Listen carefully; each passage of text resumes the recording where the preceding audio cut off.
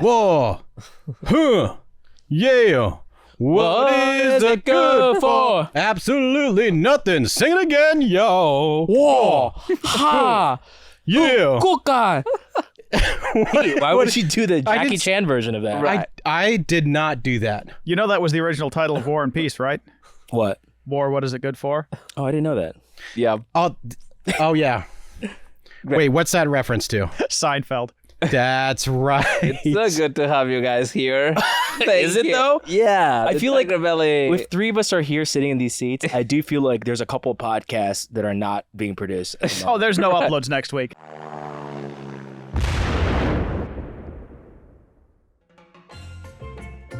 Thank you, HelloFresh, for sponsoring the podcast.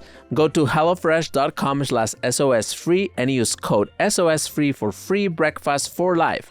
One breakfast item per box while subscription is active. That's free breakfast for life at hellofresh.com/SOSfree with code SOSfree. And remember, that's America's #1 meal kit. Welcome to another episode of SOS VHS. And today we have Gilbert, Galon, one of my favorite people, and also George. Oh, hey, guys. And we're talking about Rush Hour, which I knew it was going to be some sort of action fighting. Why would you assume that? Because of my race? Yes. It's Okay. like, hey, every Chinese person I know love. You know, when I think about you, I think of one movie also. It's just Y Tu Mama También. Yeah. Annoying artsy Latinos. All of those That's what I think of. Yeah. Mexican. Yeah, basically. In fever Right. dreams. But I wanted to do, I suggested to George doing Super Cop, and he didn't know what that I was. love super. So there was a couple of films I told Pete. Yeah. In the martial arts world, and I also gave him Notting Hill. Oh, And of course. That's your sensitive high. and then Thomas Crown Affair. It was all Jackie Chan movies. The new Thomas one? Crown Affair with Pierce Brosnan and whatever her name is. I had a crush on her. Renee Russo. Yeah. Yeah. I say Renee. Zellweger. Yeah. No. Zellweger. Renee Wills. That's a Zellweger. really cool movie. Yeah, I love that. But no, I think this is better. This is better for you. It's more popular. More popular. Plus, you love action movies. I do love action Let's start there with action and fighting. When did you start? I'm sorry, I'm looking at your eyes. All I see is I'm a tired father. it's like I feel like I got that from him early on, but then I feel like George's like, fuck it. If I'm tired, I'm gonna look tired. You're faking it. I can see that you're trying to act all high cheekbone-ish. I've learned how to, go without sleep. It's just your eyes are so glazed. He only has one kid. It's so easy. I love Parenthood. He complains about Parenthood. He's only got one. It's like it's so much easier than two. What is your biggest complaint about Parenthood right now? Be I honest. think sleep. Sleep. How many hours are you getting? I think a couple hours straight, couple hours a day. Once you start getting 3 in a row, it's all gravy. Did you grow up watching Hong Kong movies or all sort of fighting movies, action movies? What was your all kind of movies? How did you come up? I lived in a household where both my parents from the Philippines. I would say to a certain extent, my mom more TV, my dad more movies. Learned better English through movies. Yeah. So, and they also in the Philippines don't have a what do you call it? It's like rated G, PG, like the rating system. Yeah, but what is it? Is it just a rating system? Yeah. I thought there was another name to it, but MPAA. there we go. See? Well, that's the Wow, the new media guy used the rating technical system. term. Yeah. Okay. MPAA. So we were in a household that watched a lot of movies. Like, oddly enough, that's why earlier we were talking about Y Tu Mama Tambien. I'm like in 3rd grade when I watched that. Like, my dad and mom would play movies. We watched it all as a family, rated R to NC-17. I saw Showgirls at an early age, and I've also seen Three Ninjas. So it's like a very like wide and variety of movies because they were just like, oh, you're just gonna watch it, and I'll close your eyes if there's a sex scene, and if something I hear a word or see a scene that's kind of graphic, they'll look at me and just go, it's Hollywood, it's Hollywood, it's Hollywood, or You it's just Hollywood. reminded me. I had a side of my mouth that I would always smile on when there was a dirty joke in a movie because that was the side that was the opposite of where my parents were. Can I see that? Because that sounds creepy as fuck. Yeah. Whenever there was a dirty joke in a movie, this Okay, side, here. Okay, striptease. Demi Moore appears on the scene, topless. That's scary. Bro. If I'm a parent and I see, where's my profile? If I see this, Like, yeah. like even that, I'm like, hey, what are you doing over there? extremely shutting this eye.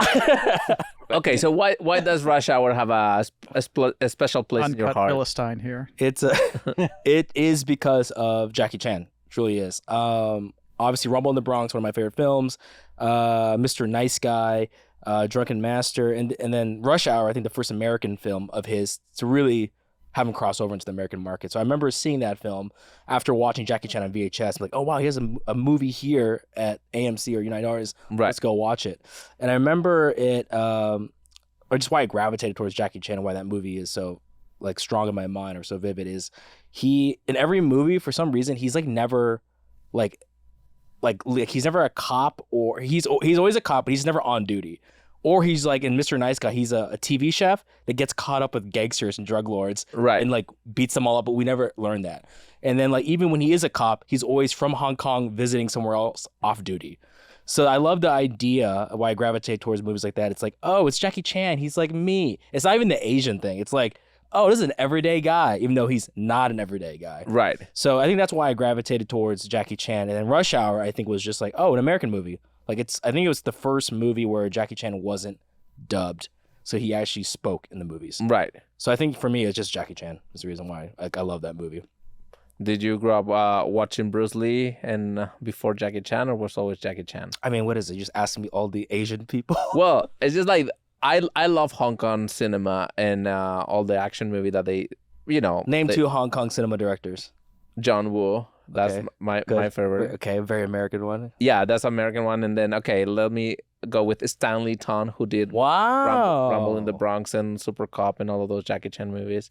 Don't try to stump this guy. I was trying to stuff him a little bit. Interesting. But yeah, no, I like Hong Kong cinema, and right, the 70s was Bruce Lee, the 80s was Jackie Chan, and then I think the 90s was like kind of like Crash. The Americans took all those directors, they brought them here. Yeah. A little bit of the crossover. Let them do American.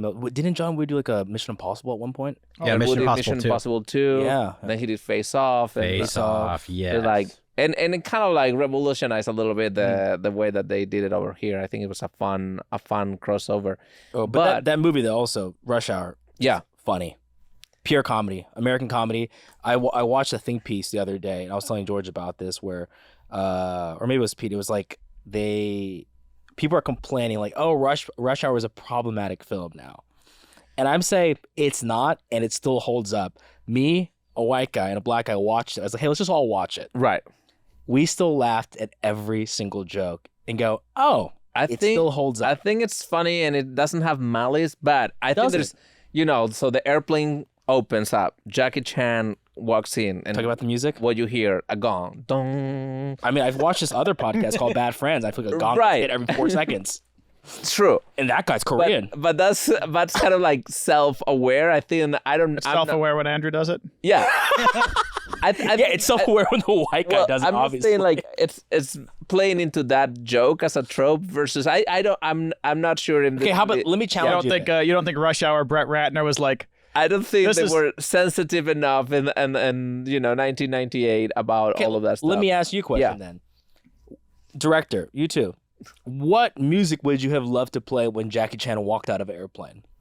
I would go with. Keep in mind, this is not an Asian American. This is a guy from Hong Kong. Right. I'd go no. Flight of the Valkyries. I would go full. No, I wouldn't do one gong. I would do like. Oh no! Well, Andrew Santino's entered the building. Whoa, everyone. Santino, get out of here, dude! No, I just wouldn't highlight all of the. I wouldn't highlight all of those things. Like. What is Racial. that? There's that? a lot of racial slur. So let me say this. So you Right. say, okay? I'm challenging you here. Yeah. So man, you're right. That's insensitive. We should never allow another person's culture's music to be in this film. No, just not as a commentary. I think they could have. I don't know. I don't think it's one of the like Ang Lee, right? Like if you do like something like Crouching Tiger, Hidden Dragon, right? Like the music plays. And it's John Mayer. That would be so weird. Right. It'll be so weird. Yeah. I think that you underline certain racial things in this movie that I don't think they bother people that much, but you wouldn't do you wouldn't make those choices today. Like I don't know. You don't think the line you don't think the line I don't understand the words that are coming out of your mouth. You don't think that would crush now even? Yeah, I think that's crush. Funny. I think that's funny. I think the fish out of water is Exactly. that doesn't have to be racist. It's like cultural, could that happens to me all the time. Exactly. I don't know what you've been saying this entire time. Exactly. I can't understand the words coming out of your mouth. I don't Can anybody understand the words coming out of your mouth? But the rice-a-roni thing or the... What's the rice-a-roni one again?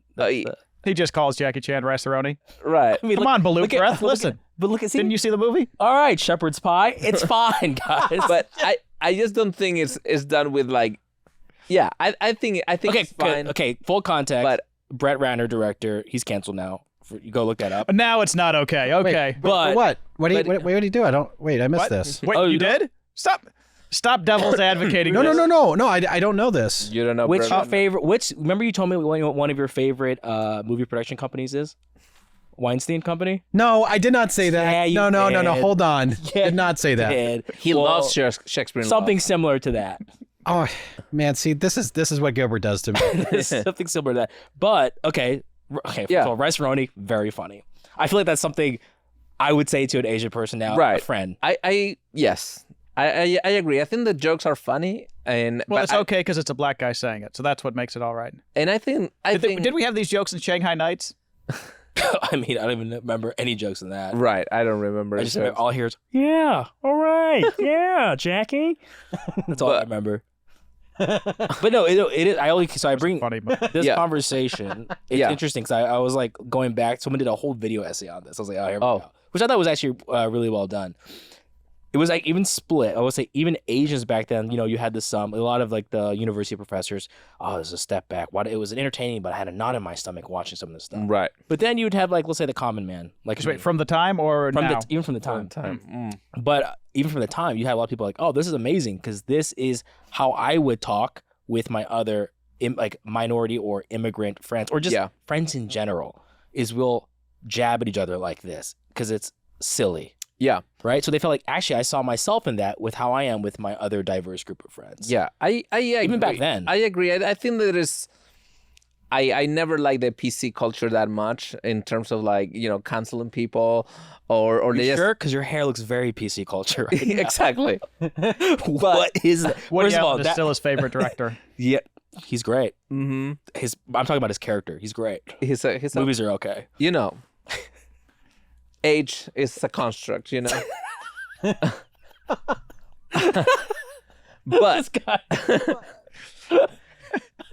anyway, Oh, I didn't realize how spicy he is, huh? He gets pretty spicy. Is this normal?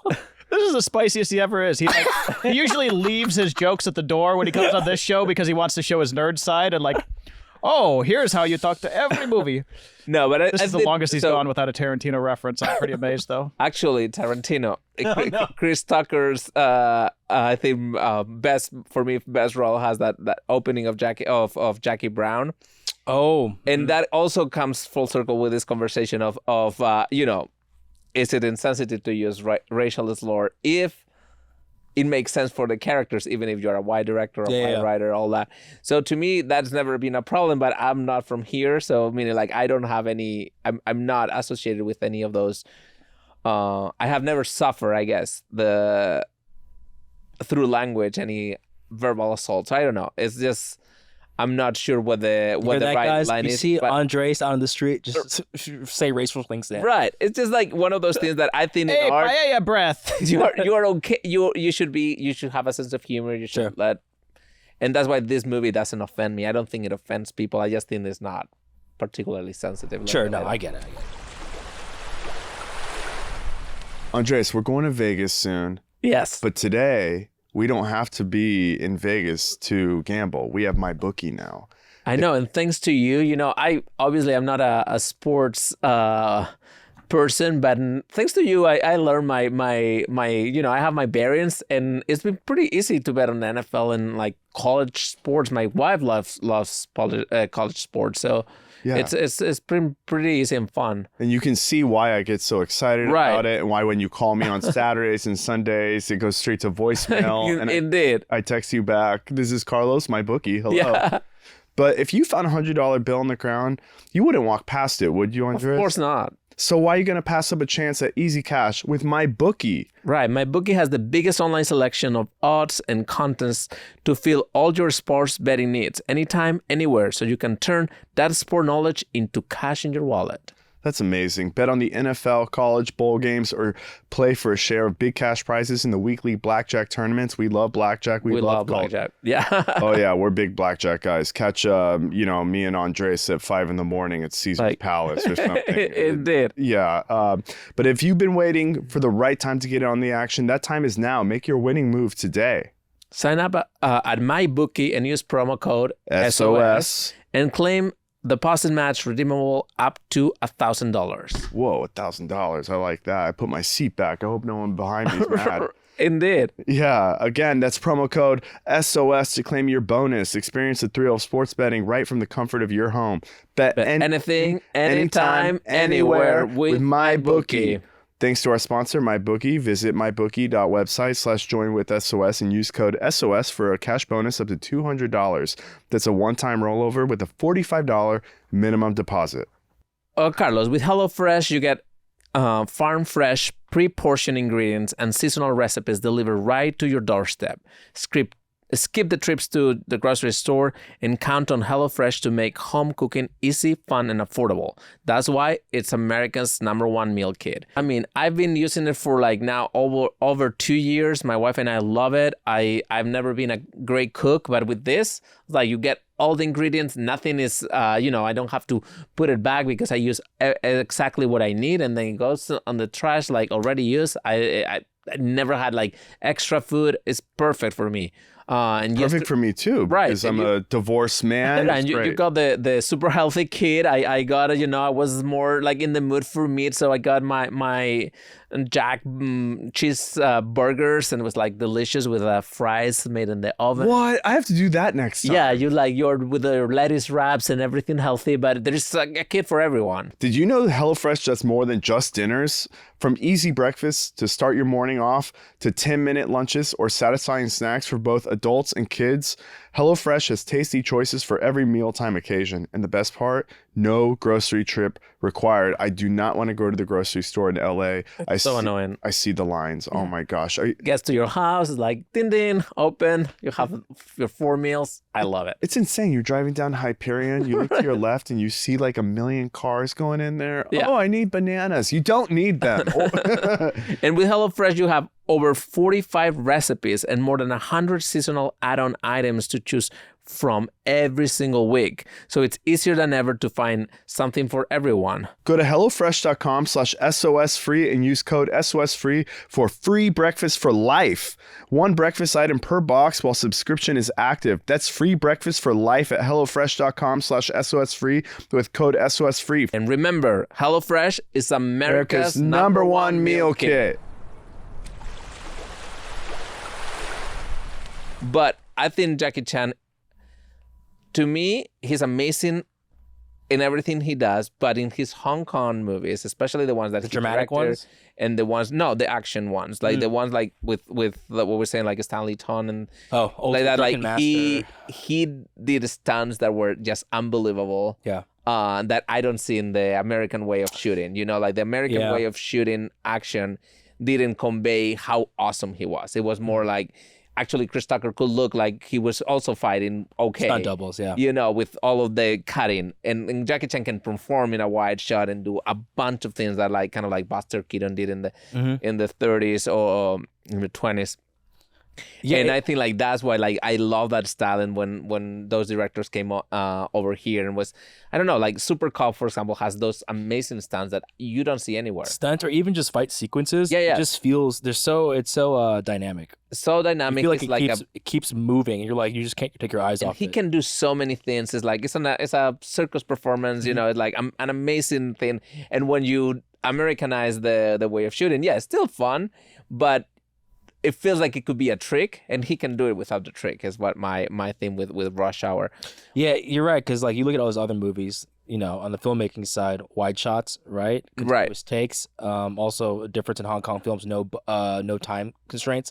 So if Jackie Chan wants to throw a pencil and catch it in his mouth, they will sit there for 8 hours, and the studio has to deal with it. Until here, it's move on. I guess we do CGI or we cut that scene. Right.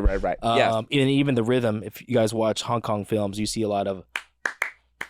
Everything is like a syncopated beat. Where you see here, it's just large chunks of throwing punches and then weird cuts to kind of mask the actors. Right. Yeah. And and that's why I think like the 90s benefit from like getting all those directors like he's not a martial arts director per se, but Ang Lee when having both sensibilities was able to do that. You think he's good? I think it's amazing. You think Ang Lee's good? I think Ang Lee is great. Do you love the Hulk? I don't like the Hulk, but I love like I don't know. Yeah, name one movie. Name two movies That's you why I'm like. like, I was gonna does say, this guy really like Ang No, Lee? no, Or is he trying to... I was gonna say I like the Eat Man, Drink Woman. That's a Chinese one. I like it's called. I have the titles in Spanish. So I'm Just say it in Spanish. The one about the Ice Storm with Sigourney Weaver. And Ang Lee's Itu Mama También. No. What's the one with the cowboys? Fuck. The Brokeback Mountain. Oh my God, I forgot Ang Lee Butt did. Play, I think, was the direct translation. Life of Pi, and then he did Crouching Yo, Tiger, Hidden Ang Lee Dragon. did Brokeback Mountain. Yeah, You didn't know that? he won an I'm Oscar like, for that. my mind is just like, Ang Lee? Just the He did idea. Sense and Sensibility. He's a chameleon in terms of cultures. Yeah, he does a lot goes- of stuff. His first movie, out of NYU, I think it's called He went to NYU? Yeah, Okay, this is going to sound crazy. Is he American? I think he was born there and raised here, with a family of so he's Taiwanese. Yeah. Very good. That could have been problematic for a lot of people here. He's Taiwanese, Not Chinese, Taiwanese. right? And I think he was raised in the U.S. but I think he has both sensibilities. That's also problematic to say Taiwanese. Yeah, it's no That- matter you how know what? My wife's Taiwanese, so it's not. Yeah. And so if you guys never seen like his movie about cooking and Taiwan cuisine, that's an amazing movie. It's called Eat Man, Drink Woman. Okay, what are you saying? I feel like you keep saying Ip Man, Eat? and it's really throwing me Okay, off. Ip? So I'm like, that's Donnie Yen. No. I thought he also said Ip Man. Ip Sorry, Man, sorry. I time to understood it eat. this whole time. It's Eat Man, Drink Woman. It's just a difficult. It Man, No, Eat. IT. EIT. Oh, eat. Look, Oh we're my- not doing this. Do you understand the being words that are coming out of my mouth? Don't You're just please- you're don't- being so rude right now. No, I'm being serious. You're being so rude. Pete, is he not Pete Skeleton? Don't Is Chris Tucker me. I thought it was Ip Man. He I was thought you talking kept about saying, Ip Man. and then what was the part after? I thought you were saying like Ip Man 5 eats, pray, Big love, or woman. whatever you're Yeah. saying. You're Well, being so xenophobic right now. right. I don't. I agree. You know what, with I I don't am? think I can. apologize. I can take this. My, apologize. my wife is Spanish, so I can also make fun. But in any case, like I think Crouching Tiger, Hidden Dragon was an amazing. Yeah. I love how poetic and visual it was, and also done it in that Hong Kong way. San Jimu, another director that does a lot of like. Okay, cool- so you're kind of in it. yeah, I love that stuff. So Rush Hour, Yeah. I liked it, but it wasn't one of those things that impressed me that much when I saw it because it was kind of like What? my Lethal Weapon, that kind of like the pairing. Good question. So Lethal Weapon didn't impress you? No, Come it was- on. I love Lethal It's a great Weapon. piece of I'm not cinema. saying, like, Oh it my was, God. like, kind of like let me ask a both. lesser Lethal Weapon when I saw it. Let me hear you both right now. Why? Because it's a Chinese guy instead of a white guy? There oh it my is. goodness. And then what? And that's what I wanted to get to. That was Mel exactly. Gibson, great actor, yes, but No, I just think like Well, really quick, let me ask you guys. Yeah. Top 2, you as well, buddy cop films. Lethal Weapon for sure. You go next. I think Lethal Weapon. Okay. And what else is there? Exactly. Yeah, I mean, there's 48 Hours with Nick Nolte and Eddie Murphy. That was pretty good. Oh. Bad Boys is Bad good. Boys is a good Boys, one. Bad Boys. I would Yeah, all probably- those like the 90s has to be 90s producers who like took films written for white guys and then put black guys in it and made I mean, bank. you know, Rush Hour originally. John Simpson's like greatest One of the original castings for Rush Hour was Chris Farley, Eddie Murphy. Right. But then I'm like, I hope it was Chris Farley playing a Chinese guy because that would be so funny. That's funny. And then what happened was after Chris Farley passed away, they're like, okay, cool, we'll do maybe Martin Lawrence with XYZ, someone else. Right. Which I thought was interesting. Just wait, the original script wasn't about like a Hong Kong gang or anything like that? Well, Yeah. That makes sense. You could always, that was fairly Yeah, I interchangeable. can interchange I that. think the plot is not important. I think the it's there's not a lot of- Juntao. Juntao is very important in this. but the, I don't even know which one Juntao is. yeah, Exactly. right. Because you think That's how good it is. Can I say he sounded like Chris Tucker for a second? I don't even know what how Jude Tao is. It's so funny. Very 'cause good. You at the beginning you think is the bad Chinese guy, and then it's like, oh no, it's the British guy using this Chinese name. And that's another thing with these Jackie Chan movies. It's very interesting to me where it's always the white guy that's like the big bad. Like even from the Bronx, they're like, you have to talk to White Tiger.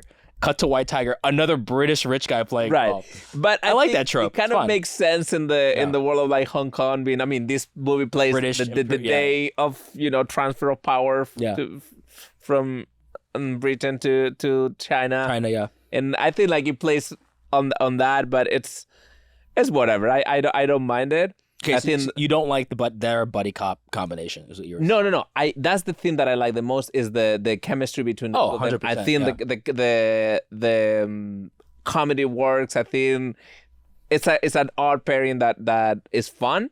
I think the action itself, I expected more because knowing that Jackie Chan can do all of It's these an American things. movie. You even see the way they cut some of the stunts. Right. It's like they cut it off so early that you don't see the impact. Exactly. And that was the thing. But I saw an interview with Jackie Chan saying that the first time he met Chris Tucker, he didn't like him. Because he was always late, and he was. Whoa, buddy! And he would. Did you really go? Please zoom up on his face when I go. Whoa! Jackie Chan's words. I'm quoting Jackie Chan here. Really? Because you went. So he said that he would speak so fast that he couldn't understand one word. So that actually the characters in the movie were like that. Oh, but that's a funny story. So they met at WME, William Morris and Deborah. Right, at the exactly. time. And then they met, and then Chris Tucker was talking so fast that Jackie Chan is the one that said to his like agent, "I don't understand the words that are coming." Right. And then they gave that line to Chris Tucker. Yeah. In the movie, which is crazy. It's really funny. And then they become really good friends. And I think I think the chemistry keeps those movies alive. And I always love the idea of the buddy cop movie. I think it's a little naive, a little 90s, but that's where I grew up. I don't think we have those. Yeah, there's so many unrealistic movies. things in this movie. Like the Chris Tucker as a cop. Oh my God. He's just like the worst cop. Like no police force would ever hire him. No sense. But that's what makes it so fun is he can be like just like the. He's a trickster. That is true. He's a He's trickster. a terrible cop, and even the first thing he stops at the beginning is like. Exactly. Also, LAPD cops aren't stopping bomb threats like that. He's excused for being late to that drug C4 Yeah, whatever the car bus. with the C4. Is like that he wants to do it. He thought he was behind the diner, not in front of the diner, and then you think, No, that's an what are excuse they to the doing? guy. I know, but why are you doing it in front of the diner? And then he lets two cops get shot to protect his identity as a undercover cop. It's absolutely. And then he shoots the blows car up with the C4 until it blows up. He's not a detective, right? Or is he a detective? That's never explained. It's never explained. What? He never dresses with uniform, so you would assume that he's a detective. And then the FBI hires him to be, Okay, kind of that's also weird. fancy. Yeah. Well, no, it's okay that he shoots the car and it blows up because he has sweet dance moves. He suddenly turns into Michael MJ, Jackson. yes, Right. iconic. And actually, because he was humming the song, they end up using the. No, I think they were playing the song on set for him, and then they had to buy the song and they use it. The MJ song. Oh wow! I mean, he's funny. Yeah. That's the thing, and you forget this movie is such a movie that you forget that any realistic problem. Also, I still don't even understand the full story of like why is there a Chinese consulate in. Also, that Chinese consulate looked like a L.A. Beverly Hills house. It has no. Hey, fun fact for that. You know the exteriors of that house. You know what other movie that was in? No. In 1966's Batman. Wayne Manor. Oh, interesting. Yeah, and it does look like Wayne Manor way more than a consulate. Also, what's a consulate? Right. Well, but usually here, if you Okay, actually, don't pause. What's a consulate? So a consulate is like Backtrack this, everyone. no. So It's an embassy that isn't an embassy. right, it's an embassy without an ambassador. It's like a representation from in a bigger city you can do certain things at a consulate, like renew your passport. For example, if one were to be in Colombia and then get drugged by two men and have his wallet stolen and peed, would you go to consulate or embassy? If you are in Bogota, Depends on for the city. example, you are in the capital. You go to the. So where did you go to the after embassy. you were drugged by two men that you thought were your friends? I walked around and I went to my hotel because they dropped me off. They were gentlemen thieves. Yeah. They left me at my hotel, and then I woke up the next morning and found out that I'd And peed he my wasn't bed. sexually assaulted, which I was, surprised, positively surprised. And then I walked around. Some young cops were like, "You should report this." So I went to the police station. I thought I'd get the whole experience, and it was some old lady doing so you didn't go to two-finger consulate? typing. You didn't go No, to- I went to the Oh. proper Colombian police station. I don't know if we ever talked Some about old this, lady but doing two-finger typing. I was trying to report it for her. I was like, it would be faster if I did this. And then she was like, "So where did this happen?" And I was like, 11th Avenue, and it was the Troya strip club that they took me to. Oh, 11th Avenue. That's a dangerous neighborhood. How could you be any more touristy than that? It's just like, oh, I'm going to Colombia. I found a chifla. I'm going tomorrow. Have fun. Have you guys ever talked about that here? On SOS, no. No. Did you guys talk about it on TigerBelly? Oh, I think we did. Yeah. yeah. I That's guess why, it's too good not it's to talk crazy. about it. Okay, so you didn't go to consulate or embassy. You just went to the cops. Nah, and then I got bored, tired of that. Because there were people in there reporting actual crimes, some guy who had obviously had his full body was in bandages and his parents were holding him up or something. They were I was let's not take up their time. So George, you were Sun Yu. Yes. No. No. Suyang. Young. Oh, Su Yang. How dare you? And that's also. I was close. I was pretty close. Yeah. Suyang. So also at the very beginning, right? He meets Su-yan. He has. It doesn't feel like it's a casual encounter, right? He's not looking for her. Who's he? And he has the he? necklace. he? Who's Jackie Chan. He is and he him. has the necklace ready. All the tropes. Basically, it's, Yeah, it's is he her karate teacher or So- is he a cop? Okay, I didn't know that, but researching, I didn't know this. He is apparently her martial arts instructor, Yeah. but he's also just a detective in Hong Kong. Yeah, who's also very close to the consul, who has nothing to do with any sort of police matters. Yeah. But No, except he does because he's on the boat chasing either Juntao or who Juntao's first. no. Jackie Chan Juntao does. won. I'm Juntao won. saying the consul doesn't have to meddle with any sort of police matters. It's why does he report into the As consul? long things that don't make sense in the movie. There's the Asian guy with the bleach blonde hair who just From happens Lost? to be everywhere, even though he just puts on a waiter's outfit at the final scene, and then you're don't expect anybody to figure out who it is. Yeah, I think it's such a movie. It has It's a all bleach blonde hair it's a guy movie about so a that movie. the American audience knows that's the guy, Yeah. Right, so that he's distinctive. Blonde hair, Asian. right. It I absolutely. don't know who does. the villain is. Oh, wait, the blonde Asian. There we go. It's done like that. Absolutely. Yeah, 100%. 100%. It's a highlighter, This one. But Follow this guy. Follow the white rabbit right here. But it's true, also that person, the consul, right? I don't know who he is in Hong Kong. He cannot be a consul in Hong Kong. Looks like there's a transfer of power, and then he becomes consul in LA.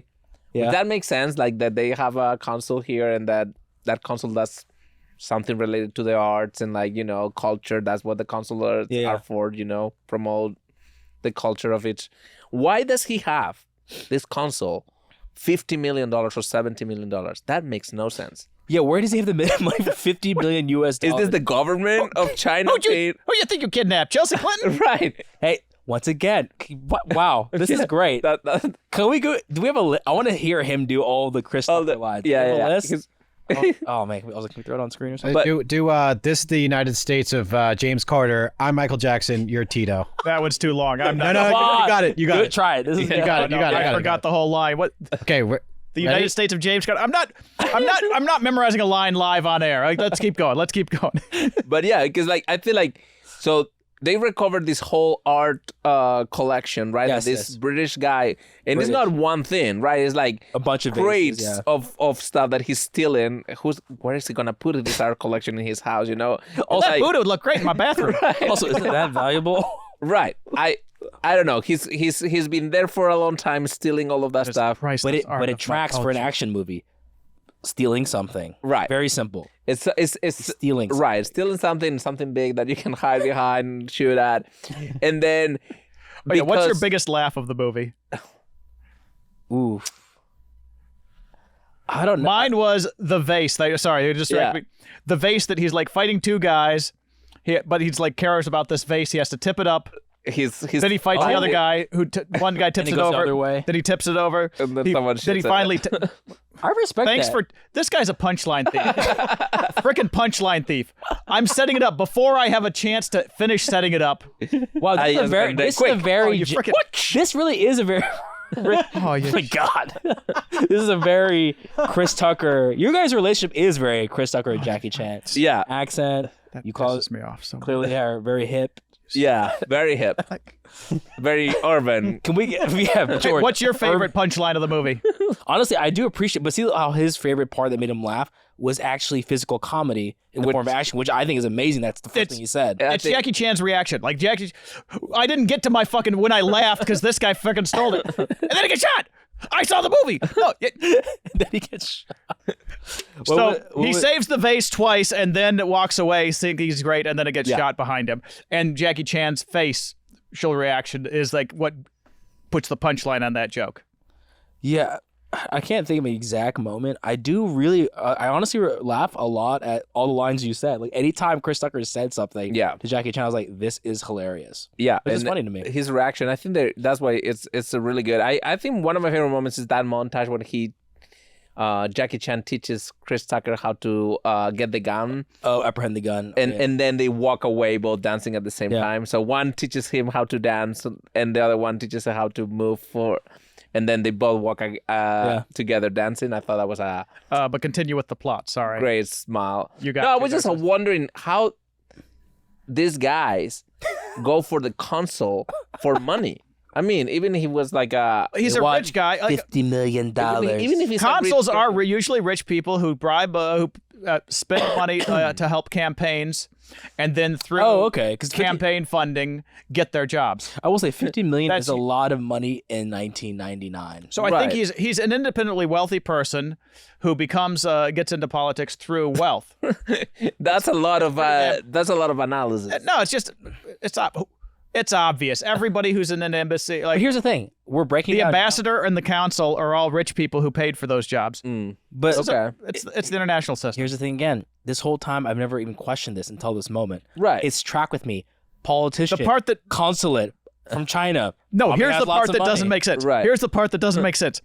Chinatown. They say the exact restaurant they're supposed to go to in Chinatown, and Jackie Fu Chow. Yeah, Jackie Chan and Chris Tucker show up there first, and the bad guys are there. The bad guys didn't set the drop off at like some random place that they could control. They set it off at their home ground. Like And fun fact about that, that restaurant is still there, and the they place that they had been doing all their bad guy stuff out of. It's but everything is like that, and you don't question it because it doesn't really matter. The moment you question the reality of the movie falls apart. 100%. But it doesn't matter. It's just fun. It's just fun. Do we have any Jackie Chan lines that Andres can say authentically? I can do that. Pete, you have anything for the movie? You can say Which one was that one? That was like at the beginning when he starts talking to him, and like, do you understand anything I'm saying? The only reason I'm disappointed with yours is that's like my favorite Jackie Chan like face the whole time because it is so perfect. It's like it's the face you. Yes. Here's a simple one. Just go, Such a good Beach face. Boys. Oh, Beach Boys. Oh, Beach Boys. That's Jackie Chan. I But wish Jackie I could. Not because of I just don't have the. Try your best. Oh, Beach Boy. You take out the S and that makes it. You guys are terrible. I didn't hear a It was the difference. same accent. He just made it not plural. And you know what? That's how you do a Chinese accent. I was worried you were laughing that it was so good and I was not understanding what was happening. I can do. He tried so hard. It sounded the exact same without an S. He was like, I wish I got could do this podcast in Spanish because I can do those accents really well. "Oh, interesting." Yeah. Okay, now Intentalo. say Beach Boys in a Spanish act and I can't do the same word. with Chinese. Go. No, because Beach Boys is the same word. I can't do Beach Boys. Then do another I line. can speak in Spanish with a Chinese accent, but I'm not going to do it. I want to hear What? that. I would love it. Culturally, I want to learn that. I want to experience it. Come on, grow up.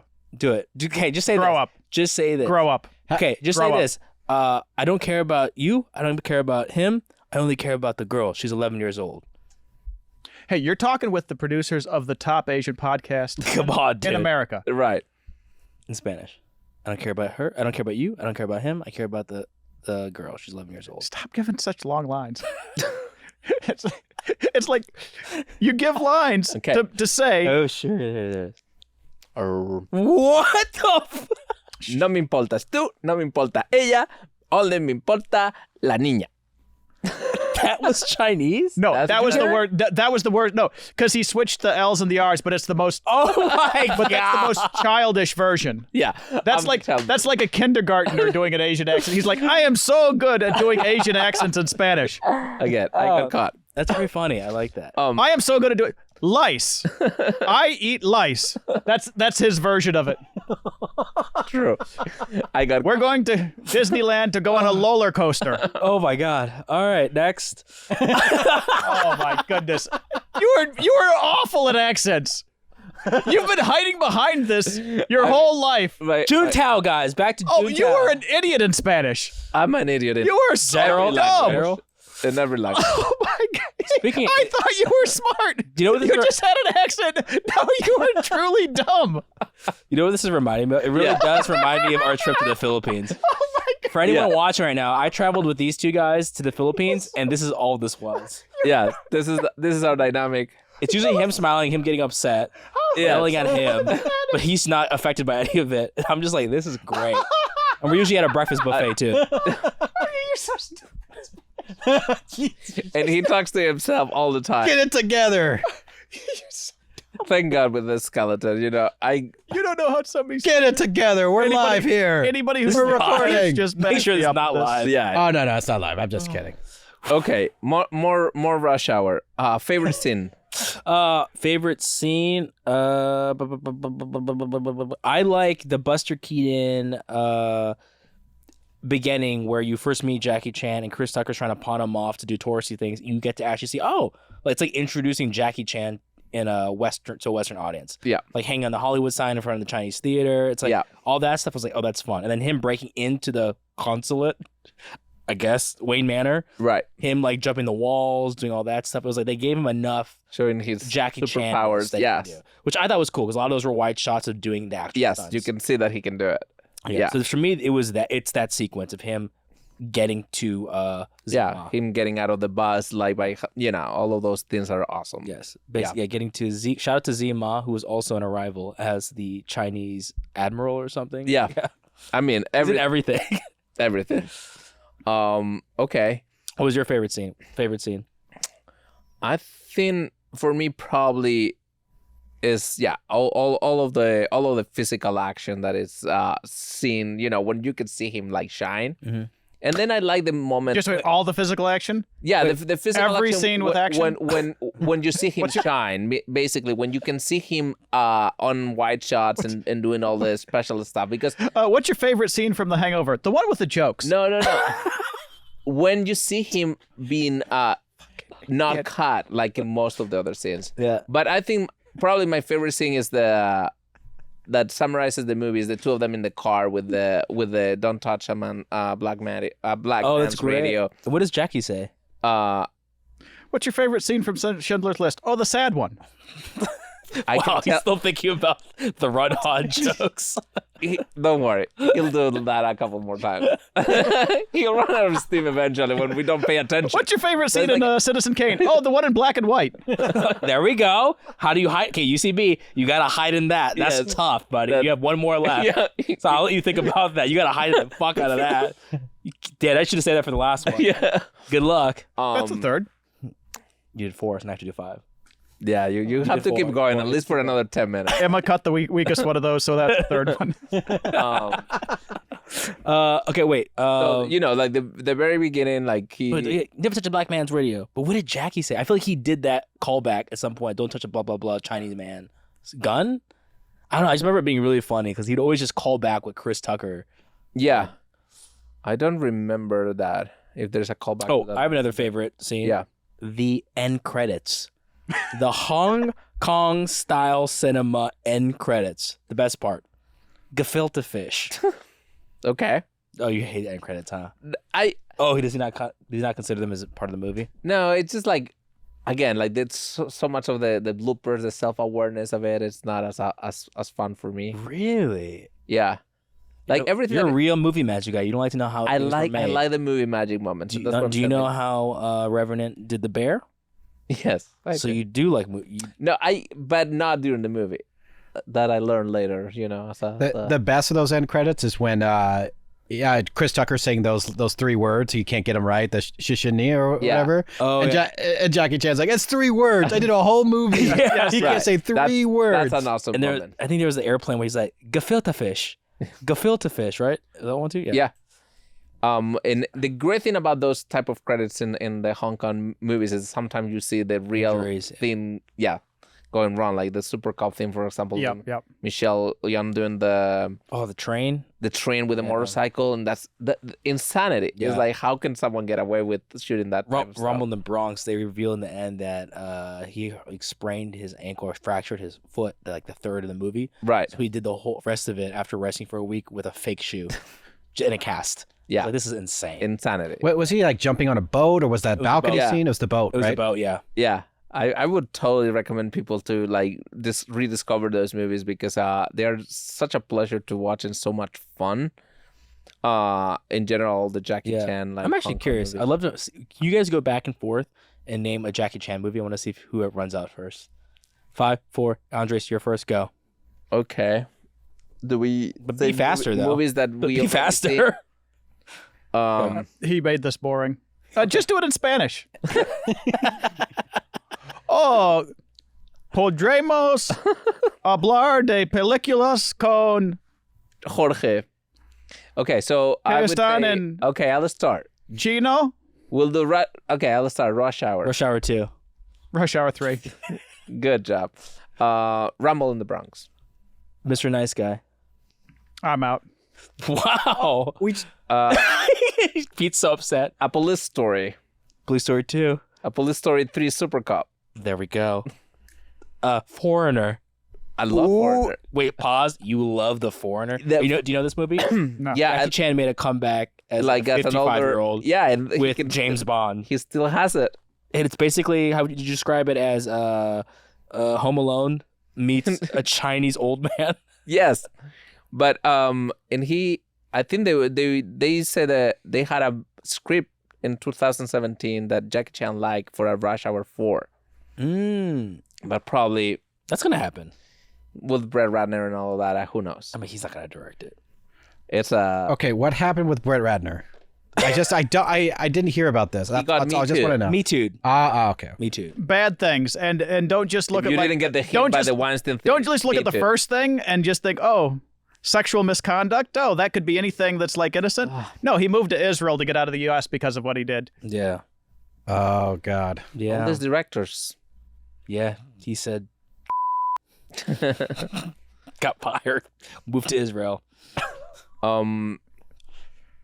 Okay. I don't even know. You guys derailed me completely. I'm sorry. I'm This still podcast. low-key derailed from him earlier laughing hysterically for 8 minutes because of the L of the R thing. Right. I know. Okay, but I did want to, I mean, every time we have a guest, I do want to learn something Okay, about learn you. something I know about you me, know. I know you. So Yes, I'm better at tennis than you. And you have weaker ankles. And I have I'm sprayed. Every morning you explain, came. explain Every what happened. morning you would be like, "Oh, I sprained my left ankle. I sprained my right ankle. Oh, I sprained both ankles." Bro, Like, the, stop playing tennis. the wanna medic say- at the hotel had seen me This is when we were 4 in the out of the Philippines, 7 days. both of you with racket sports, I have to say, you have something in common. Every time I play squash with George, like Not an every injury. time. Not every time. Well, every decade I play is once a decade. Then we have to stop for 10 years for him to recover. Last time I played with him at Columbia, No, you didn't have a squash court around like you. and then you Bro, that was crazy. 3 times. 3 times. I sprained my left ankle twice and my right ankle once playing tennis with him. It was the dumbest thing too, because we're like, it's raining. Should we play? And then we'll play. And then I'll be, I think I'm healed up. I'll wrap it up after going to the medic, take some Tylenol, ibuprofen, and we'll come back. He's like, hey, it's raining again. Should we play? I'm like, let's just try it. We'll go slow. Next thing you know, we get competitive, sprain the ankle again. Yes. But go ahead, ask me. okay. So you grew up in Atlanta. Yep. Did you always want to be in entertainment? No. I think I was one of those people that were lost. I was in high school. My main thing was music. I was in marching band, concert band, played the trumpet. Yeah, I know. I would you consider a band nerd? I was the band vice president. I was the trumpet leader, and I was also MVP of the band programs. Wow. Juicy too. So I think like chick magnet over here. It's a And I was not late in high school. You don't need to say that part. That was I was probably fingered by someone, but not late in high school.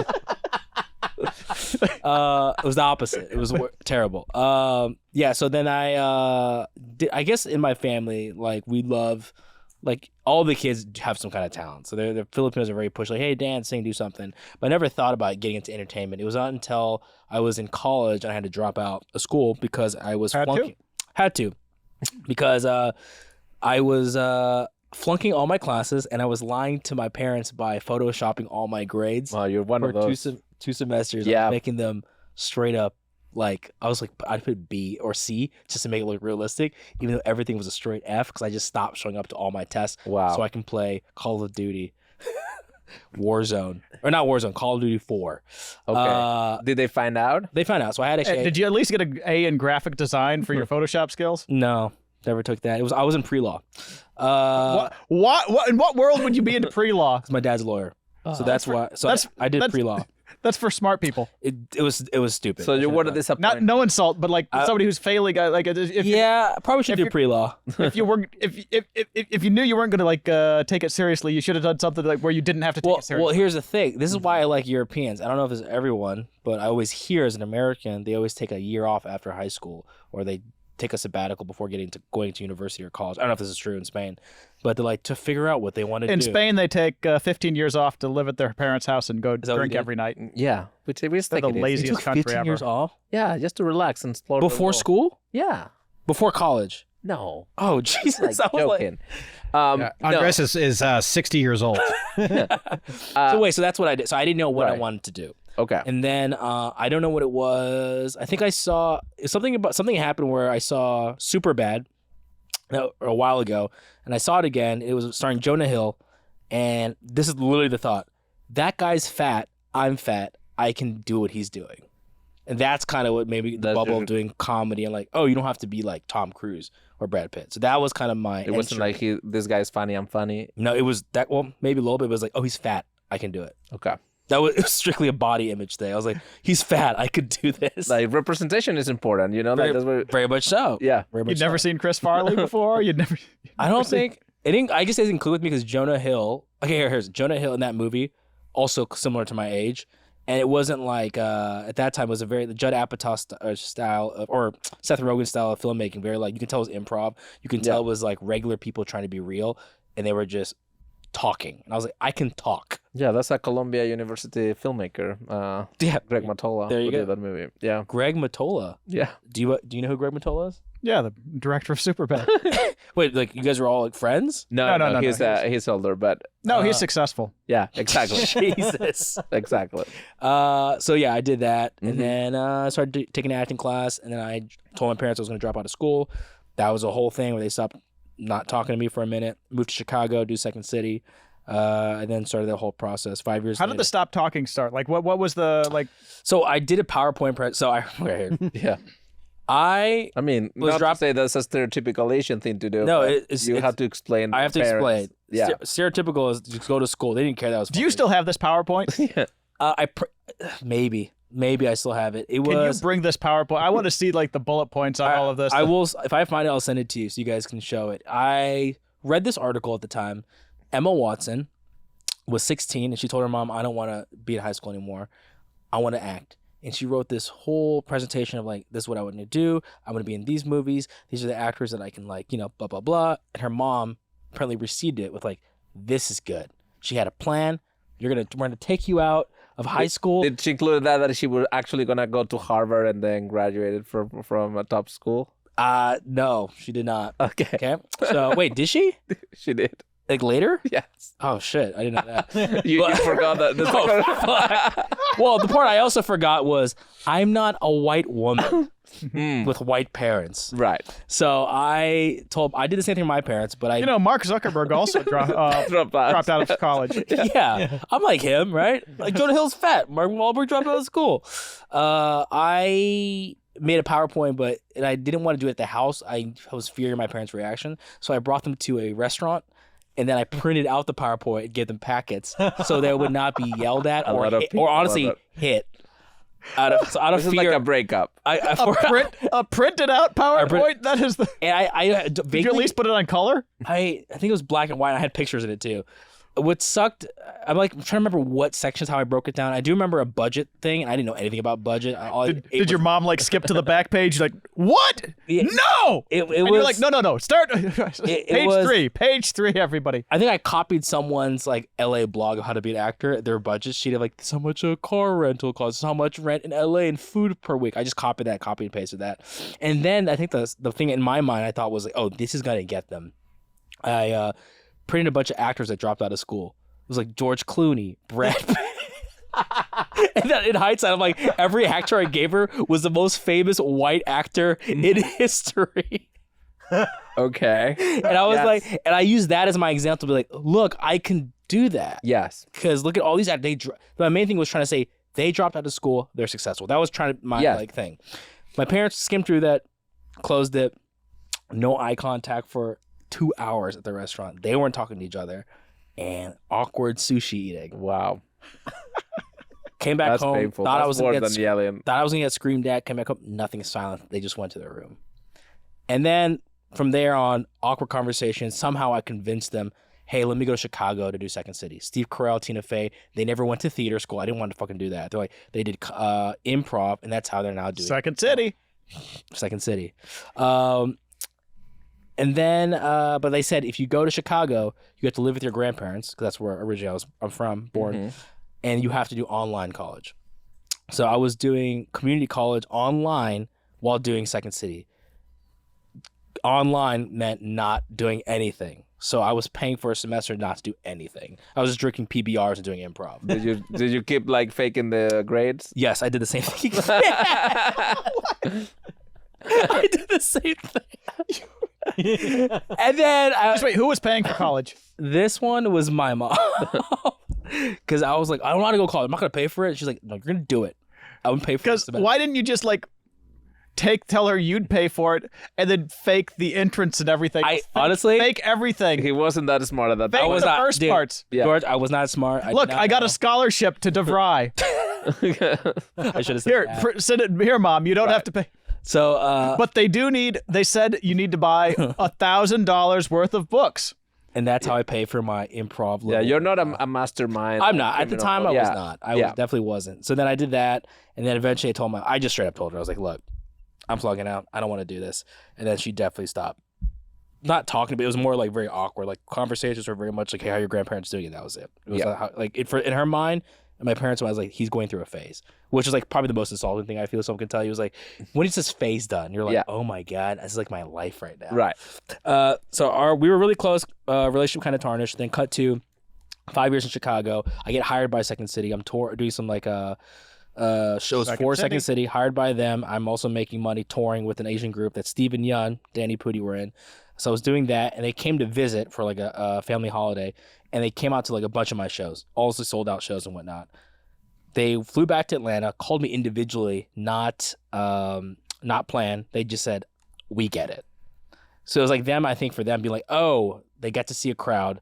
People are laughing at their son, and he's making money, and he's not terrible at this. we get it. So after that, it was a huge flip, and probably a couple years later, or maybe the next year, my mom was like, they became stage parents, and they were like, what are you doing in Chicago? Are you trying to be on SNL? You're trying to be an actor, go to LA. And that's why I moved to LA. And then the whole thing got derailed a year in when I became a podcast producer. Right. What was the improv scene like That's in awesome. Chicago? Were you like one of the improv gods there? Like Definitely not a god. It's one of those things. I was pretty young. I got there when I was 20, so I couldn't go to bars. who was the top of the improv scene like when you were there? I don't know if people would who know did them you look now. up There's an actor named Sam Richardson who's here. There's a guy on Netflix who has a show called Tim Robinson. I don't know if you guys know. He's a sketch show on Netflix. Oh yeah. So those were the main people that were coming out. Tim Robinson, really? Tim Robinson. Oh, wow. So he was like the guy that left, and then everyone else on SNL is a writer or whatnot. I would say my level, my era, it's working actors now, but people don't know.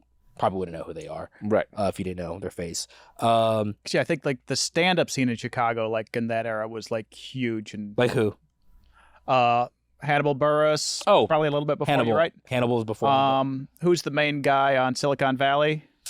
TJ Miller. No, the main. Oh, those guys were improv guys. They were improv guys too. They weren't Second They did City stand-up though. as well, though. They right? were Middleditch. Thomas Middleditch. He was more I. He was almost improv in a oriented. short that I produced because my buddy did stand up in Chicago. Sure, traditional media guy over here. Oh, No, that was online. It won the New York And were you TV Film interested Festival. in Of 3,000 entrants, it won first place. were Family you Bum. interested in Check stand-up it out. at all or not? no, don't like stand up. Okay. Love watching it. Do not like participating in stand up. What's all. Right. He's very good at stand up. Yeah. But who can raise to that level? Look at him. He's talking to himself. You're on camera, man. He's thinking like, okay, what's my comeback? Who do you know who has asshole. futon jokes? Food. Oh, shut the fuck up. Ooh, spicy. This Coming asshole. in hot. The only reason you've ever been funny when you did stand up on Bad Friends is because I wrote the jokes and you butchered half the punchlines on that. Yo, the funny thing is when you wrote his jokes, his stock rose so much on the internet because of that. Oh my God, hilarious. Imagine if he'd actually said the punchlines correctly half the time. I'm just naturally funny. You know, I don't try hard. I will say this: you are naturally funny. Right. You are naturally funny. The accent helps. The accent It's doesn't great. hurt. The accent. It's great. Okay, so Say then the same thing. the podcasting theme was just pure serendipity, right? Serendipity. Thought it was Yeah. cool to work with Bobby Lee. Kalila, we bonded over mixed martial arts. We met up. We kept doing that. I was still acting. I was in the CBS showcase for comedy, so I was still. Oh, yeah, doing that was your whole thing. Like when we first, I first when started, George came in. you were big on like the CBS showcase. I was selected at the time. It was very hard to get. It was like 3,000 applicants, and it was the final 20, and I was in that. That actually helped a lot. I got a bunch of auditions. A lot of cast directors saw me. I was enjoying that grind. Honestly, I actually do just enjoy acting. Yeah. And then was still doing it when we were doing TigerBelly, but then I would TigerBelly was a hobby at the beginning, no? It wasn't like a it was real hobby. I job. didn't know anything. People have heard this story so many times. Yeah. You can hear it again if you sign up for their next educational camp. Is Right. that happening, guys? Should we promote that now? When's the next one? We don't know yet. You do know. Check the link down below. Just every week. Spots are filling up. Spots Check 7 are filling key stat It's a look lot at of the work education for tab. It's a lot of work for me, but we'll see. We'll see. It's We'll like do it. work. Yeah, that's But- fine. But okay, so yes, we know, and I know you told the story before, so we can skip a little bit through how you got to TigerBelly as a sound engineer and all Sound that. engineer, which then slowly being with him, grateful for George, he kind of opened my eyes into the producing world, not even just like how to do things, but very much so how we should frame ourselves behind the camera, in front of the camera. My whole lens has always been in front of the camera, Right. which learning behind the camera, dealing with talent management, like all the organization of it, understanding different dynamics of people's roles between me and him, even learning our roles with You're the best at talent management. What do you mean you? No, but like learning that, like, Right. my lens was Through only doing like, it. I'm just here to show up, I'll do sound. But I was like, oh, I'm really not a sound engineer here. Let me lean into what my gifts are. And George kind of helped expose, like, I said, Best in the biz. Best in the biz. George is good at what he does. And I was like, oh, let me fill the gaps where maybe he's lacking. I Right. can come in. I was like, oh, that's happened to work well for me. So then for me and George, it was actually a very good combination of like I said, I don't know how No, else. very complimentary skill set. I don't even know how Yeah. this would have happened, honestly, if we were not the very specific people involved in this operation. But that kind of opened my eyes to the producing aspect, and I really enjoyed that. And then, during the pandemic, TigerBelly blew up. I really feel like that's where we really got a big push, and also the workload became more for me and him. So that's where my reps at one point, I was still going out for like serious You regular were auditions. doing like auditions. legit. Like I love in-person stuff. I also hated when the pandemic happened because I don't like I don't like self-tapes. I hate them. I prefer to be in the room, joke around, talk with the cast director, get notes, feedback. Right. I think the other thing is so impersonal that you don't feel the energy. So I already was kind of like, I don't want to fucking do it. I'll wait till this is gone, whatever long it takes. But then I was like, let me focus on TigerBelly. And then we started, because man, dude, we were doing like, I will say we were probably the first podcast to have good audio during the pandemic because everyone was doing Zoom. And George was like, this is going to suck for us, but we just got to record at 3 different locations, meet up at Bob's Burger and Toluca Lake and give all the footage and sync whatever the fuck this is. Yeah, we were the first people to have good mics. Like, we still did it through Zoom. It was a good idea. But everybody had a good mic. Yeah. That was so the mics that everybody heard was the good mics that we used. Because I just remember everyone was like, it's so hard to listen to podcasts during that time because it was just shitty audio. So then I did that, and then that's where I really focused more on like I guess pushing that aspect of Gilbert of producing, which then I was like, I enjoy this. And that obviously led into doing more stuff even outside of TigerBelly, where it's like, let me do some short films, like what you guys are doing in college. Like, let me do that now. Yeah, people are still asking me to act and stuff. So it was like, I don't have to pick one lane. I can just do all these things I enjoy. But at that time, TigerBelly focused for sure, which kind of helped me in this other aspect of entertainment, I guess, which then honestly helps me on the other side of the camera of like seeing how things work. Yeah. So I think there's a lot of actors out there. I'm like, dude, you need to like PA or something because you're an idiot on set. Right. Like I will tell young actors, like, you don't know, but everyone on that side of the camera hates you right now because you just don't know what's going on. No, and that's why actors can be really good directors and all that because they learn, all of the positions. You are there all the time. You better learn something. And so how did you put, I guess now, all your producing skills, your martial arts, like love, your acting together into your new company, new venture? Yeah, so a lot of it, honestly, kind of, or even jumping into this or building the skill set is because me and George, I feel like give George any. I have to give him credit. He taught. We don't do that. I'll say this: he taught me how to nerd out. You should give me more credit. He taught me how to nerd out about YouTube. I never really cared about. I like watch a lot of YouTube content, but he kind of pushed me, and I probably went in a different sector now, but like to really jump into like just nerd out about how the new media works. Mm-hmm. So once I learned that, I actually got into some of the people that were talking about this. Shout out to Colin Samir. You guys like him? I don't know if you guys like him or not. Oh yeah, shout out to Colin and Samir. Shout out to Colin and Samir. Like, let's have them content creators like that. We'd love to have you on. Jump on here. Comment at him. And then I was like, people saw I had the skill set. I was talking to what's his name, my partner now for OS Media, which is a martial arts, action cinema, let's say publishing company, right? Right. I got into that because I was the actor at first. The co-founder, my co-founder, actually had one of the largest production companies back in the day called Logan. They're the ones that created the Apple commercials. A lot of big commercials from Logan, and he separated a different company called Gen Pop, which saw my script. I wrote a Rumble in the Bronx style action comedy starring a Filipino who was a nurse who got caught up, like Jackie Chan. And I wrote a series. They fucking loved it. They're like, let's pitch this. They put money into it. Made me train at 8711 with the stunt guys. Yeah, I did all those videos online. I did this whole thing. We had this teaser, and then the pandemic happened as soon as we had all our meetings set up. And I was like, the steam died, but that relationship, everything is for a reason, everyone. Cut to now, or last year, he hits me up. It's like, hey, martial arts, I just sold this big automobile YouTube channel to a big company. Let's do the same thing with martial arts. And he's like, handle the creative. You understand your media space. You know a lot of the martial artists in the space. So and I was like, oh, that's interesting. My skill set now lends to new things. So that's kind of how that's a cool full circle. And I tell people, I was telling people at the Seven Aki's boot camp, how to be a super producer. Check out the website. It might happen again. I was telling everyone, you can't plan too much. No. I mean, you guys I'm curious to see what you guys went to Columbia for a very specific reason. And now your entertainment careers are probably taking a different route. Yeah. And you can still go back. It's just, you just don't know what's going to happen. It's always a zigzag. You're never a straight line. Even you end up arriving wherever you wanted to go. But definitely, like, a lot of people ask me literally, how do you get that job? And it's like, pure through me. Yeah, call George. Call George. Yeah, you know what? I don't think you said that at the thing. I don't think you said no, George. Go to. Thanks to my good friend George. Come on. Voted best channel on Instagram and ask for a job. Oh wow! Do you still have that as your handle? No, it's George _Kimmel. This guy doesn't keep up. Wow, what is the He's trying to make fun of me for my early YouTube. But why did you have that as your handle? Once I saw all the idiots that were big on YouTube, I was like, I can do this when I was at Maker Studios. So Yeah. I started a whole, I thought my whole name would be Voted Best Channel. So I have my YouTube Voted Best channel. I got my first Instagram, my first, my Twitter handle, I think is probably still that. Yeah, but what I was gonna say is it's serendipity and you never plan this thing. Can't control it. It was like something. Of course, I had a relationship with George and Bryce.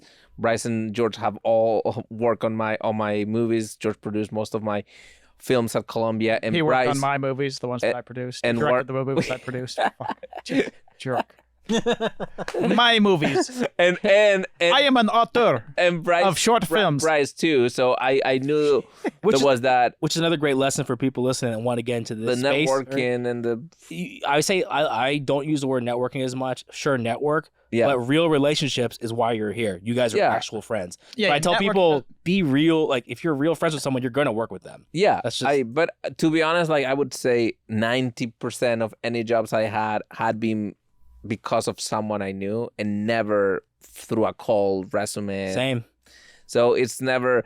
I always tell people. Usually, people like to hire people they like wanna and they work can with. work with more than having specific skills because you can always train. You can always learn those skills. Yeah, didn't Greg Mottola get his job directing because he was a good drinking buddy? Exactly. Is that for real? Yes. In case you do get to make a movie and people Yeah. get to see it in the theater, like movie Rush Hour, Yeah. Let's go. bringing it back. Let's go to Rush Hour. Okay, don't laugh at that This that episode transition. I tried. gone- I tried, Gilbert. You saw. Hey, if we go any longer, you're going to be driving home in? Rush Hour. I almost went blanked on that. Oh. Oh, wait. Speaking of that, in the movie, did you guys tell me the scene where the title is said? Yeah. And Yeah, at the very beginning. all the cards are stopped. Ridiculous. Yeah. Sir, what seems to be the problem? With the first It's just Juntao. Rush Hour. so- I'm Juntao #1. It's yeah. Also, maybe. Oh, yeah, that scene is so absurd. Everything. He stops them. Then the girl. Okay, so Juntao 1 Yeah. Asian Stop. Juntao. Asian Juntao. stops the girl. Well, she's going to private school, obviously, getting Right. driven there, and she's singing rap music. Yeah. Then she runs away. Rapping A rap motorcycle. music. A motorcycle Motorcycle comes out of drives her. nowhere, Yes. picks her up, running down the street. And then a Where was it? van. And then Yeah. it takes her a half a block away van. to a van that is waiting. None of this, No. there is no need for the motorcycle to be there or anything. There's nothing except the van that has to Once happen. again, watching it, I was like, "Oh my god, It's just what an amazing excitement, heist!" movement, fun. Yeah, I know. It all the camera moves, the motorcycle made it more exciting because there was another menace. She's getting away. Yeah. But it doesn't make sense that just in case we have a time at the van isn't there and the van can't drive on the street that we're on to right where she is and she runs away. Let's have a motorcycle to pick her up. Definitely is one of those things because the movie was super successful. I think it made $350 million at the time. Ridiculous. So it was. I mean, think about Jackie Rodman- Chan's first yeah, movie first in the States, in the and then States. Chris Tucker was like the next Eddie Murphy. Whatever Definitely happened to Chris Tucker? because he had And A Star Is Born. a good run.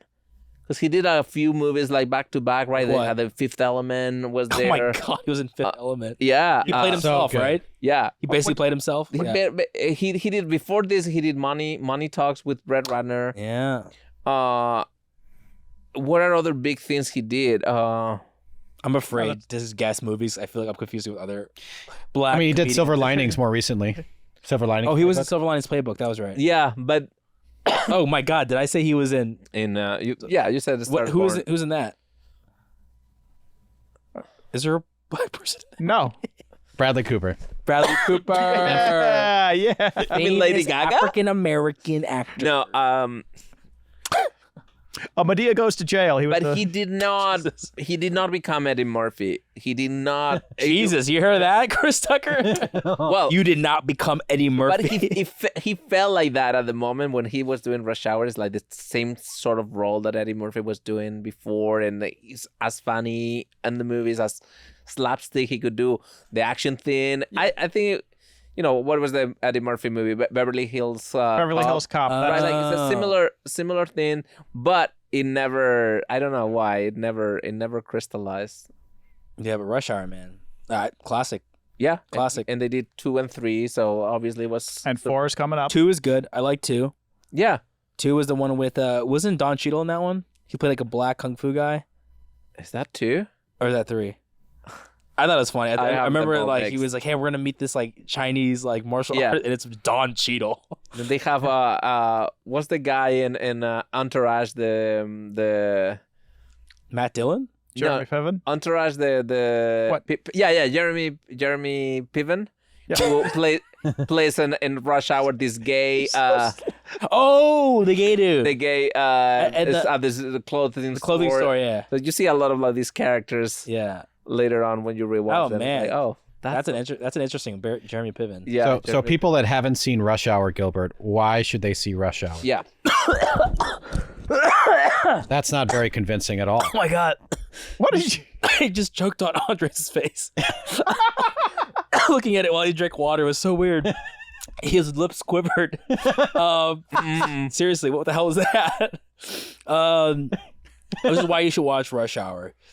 If you've never seen a Jackie Chan movie, which I think is crazy, I think this might be a good introduction to see what Hong Kong cinema can look like. And I think it's a good entry point because you do get I do think you get really great buddy cop banter. I think it's still funny. It still holds up. And if you are, let's say, on the side of the spectrum that you feel like things can be problematic, I still think you will laugh, even if you look at it in the context of the 90s. Yeah. 'Cause it is to me, it's a silly movie. And I think it's engaging. And also, dare I say visually, Juntao one of the best looking Asian villains out there. Right. Very menacing. Yeah. $50 million now, or she dies. It's like a lot of breath. I'm like, that's a good villain. So for those reasons, check out Rush Hour. And if you do like that, then you can go through the deep dive of Jackie Chan films, like Andre said, Super Cop, Rumble in the Bronx. Yeah. Like all the old Hong Kong, kind of weird Hong Kong / kind of US films. And then you can go, watch Shanghai Nights, Shanghai Noon if you want to see more of the American stuff. This guy. Don't watch Tuxedo or The Medallion. Terrible films. Yeah. Okay. Awesome. So thank you, Gilbert, for coming. It's like a strange episode. Why strange? I'm curious. Because usually the movie, we did movie talk and I then think we did a lot of personal life stuff. personal and then Is that bad to talk personal? No, life? I love personal stuff, but usually it's more intertwined. Yeah. And then having Why does it sound like you're blaming the guest? I'm blaming George. Usually it's more intertwined. Gilbert. I'm blaming George for derailing me. There was a lot of derailing. No, but- I'll just some of it was on me. Yeah. Awesome having you like always Thanks, and man. talking to you. And you guys Always. tune in next week for another SOS VHS. Check out the casuals. Oh, yeah, check out the casual. anything- Yeah. Yes, let's check out OS Media. We just How do you spell that? OOSSMEDIA on I know the YouTube. part. OS, we got a brand new video up right now. We teach a YouTuber how to become John Wick. We shoot a short. We train her for 6 months. It was a pilot to see if we 6 can. months. Oh, sorry, 6 weeks. 6 weeks. 6 weeks to. It's either 6 months or 6 days. But it's all days. impressive. 6 hours? Very impressive. The reason why we did this was the pilot to see how it would be structured, so Bobby Lee could jump on and we can train him to see if he would be willing to be an action star. But yeah, you check out on US Media as well. We have a podcast about MMA. We talk MMA, we make jokes, talk about foreskin.